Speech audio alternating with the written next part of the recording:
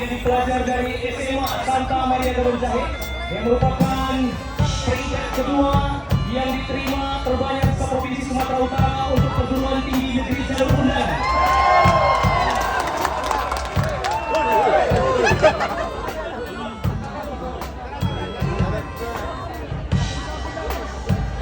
Sempurna nih.